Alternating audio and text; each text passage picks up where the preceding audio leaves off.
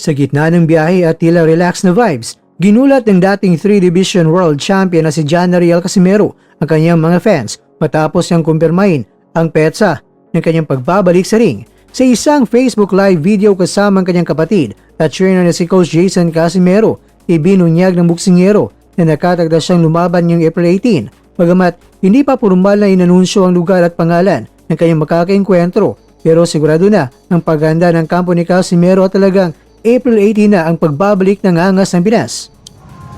Guys, comment mo kinsay kontra nako karong April 18. Ang mga tagaan kay na Gcash. Kaskas. Bintong. Ang makatagaan, paldo. Paldo, pas mo.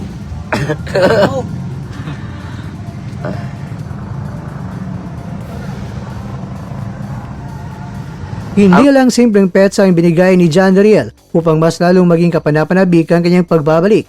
Naghamon ng buksingero sa kanyang mga followers. Ang hamon, hulaan kung sino ang susunod niya makakalaban. Ang premyo, mabibigay si Casimero ng Gcash sa sinumang makakahula ng tamang pangalan ng kanyang makakalaban. Nilabas na sabi ni Casimero na abangan niyo ang susunod na kabanata. April 18 na ito. Kung sino man ang makakahula kung sino ang kalaban niya ay kaagad may 2,000 mula kay Casimero.